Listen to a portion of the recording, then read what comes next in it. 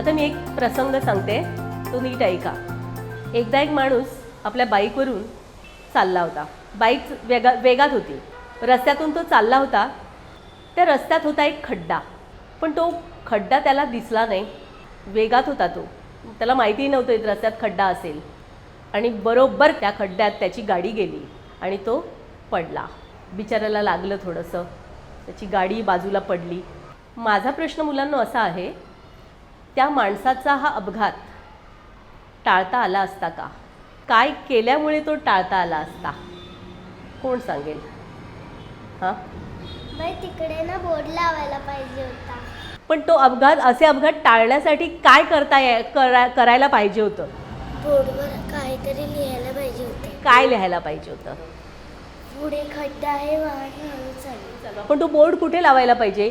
म्हणजे खड्डा यायच्या अगोदरच बोर्ड लावायला पाहिजे होता. Very good. आपल्या अवतीभोवती, आपल्या परिसरामध्ये वेगवेगळ्या सूचना आपल्याला दिसतच असतात. मुलं त्या सूचनांचं वाचनही करत असतात. परिसरातल्या याच सूचनांचा वापर करून मुलं या पाठामध्ये सूचना स्वतः तयार करायला शिकणार आहेत. कृपा करून आपले चप्पल बूट बाहेर काढावे. तुम्ही अशी सूचना वाचली आहे कुठे? दवाखान्यात. डॉक्टर असतात आतमध्ये, तिथे का नाही लिहून ठेवत सूचना? दरवाजावरच का? पण मग चप्पल का नाही घेऊन जायची आतमध्ये आपण? बाई चपलांना घाण लागलेली असते.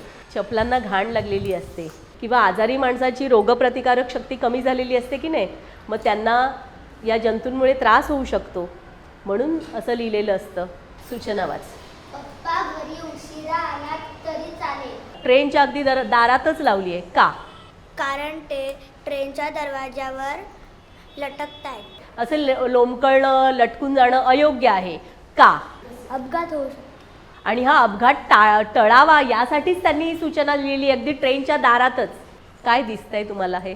तिकडे रुग्णांना भेटण्याची वेळ 4 ते 5 दिले, पण 6-5 झाले तरी भेटतायत. तुम्हाला जर सूचना इथे लिहिण्याची संधी मिळाली तर काय लिहाल? सांगितलेल्या वेळातच रुग्णांना भेटावे.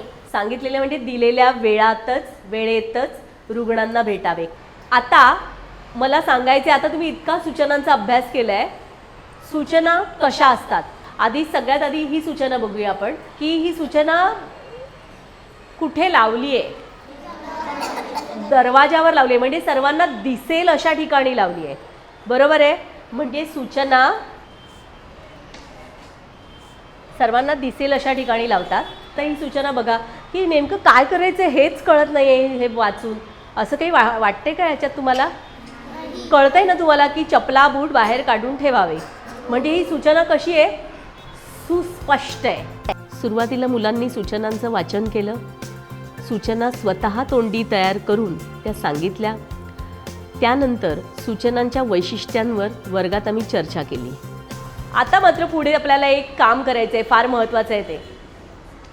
तुम्हाला आपल्या शाळेतल्याच वेगवेगळ्या ठिकाणी मी तुम्हाला नेणार आहे, आणि त्या ठिकाणी गेल्यावर तुम्ही सर्वात पहिलं ते ठिकाण नीट पहा.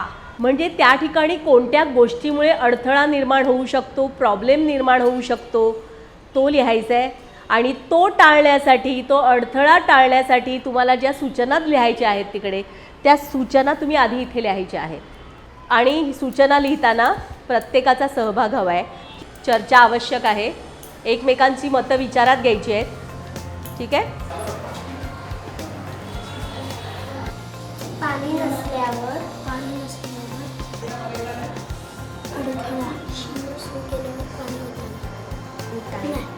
पुरेसे पाणी होते.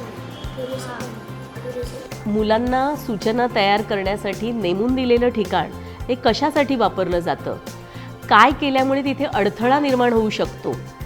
त्या ठिकाणचं वातावरण चांगलं राहावं, तिकडचं कार्य सुरळीत पार पडावं, यासाठी तिथे कोणत्या सूचना लिहिल्या जाऊ शकतात याचा विचार मुलांनी केला. तुमचा गट कुठे गेला होता? टॉयलेटमध्ये.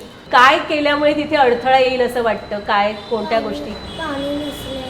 पाणी नसल्यावर. बरं, मग तू सूचना काय लिहिली आहेस पहिली? शिवसू केल्यावर पुरेसे पाणी होतं. Very good. कृपया 8 व्यक्तींपेक्षा जास्त व्यक्ती लिफ्टमध्ये शिरू नये. अग्निशमक यंत्राला लोंबकळू नये.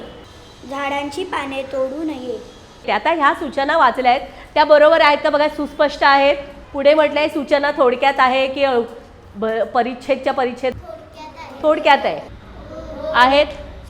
आता तुम्ही ज्या सूचना लिहिल्या आहेत आता त्याच सूचना आपल्याला कार्ड पेपरवर त्या लिहायच्या आहेत आणि तुम्ही ज्या ठिकाणी गेला होतात आता गटकार्यासाठी तिथेच तुम्हाला परत जायचं आहे आणि तिथे त्या सूचना आपल्याला चिकटवून यायच्या आहेत. सूचना तयार केल्यानंतर मुलांनी त्या वर्गात प्रस्तुत केल्या. सूचनांच्या निकषांमध्ये त्या बसतायत का याबाबत मुलांनी वर्गात चर्चा केली. नंतर त्या सूचना कार्ड पेपरवर लिहून योग्य त्या ठिकाणी त्या लावल्या.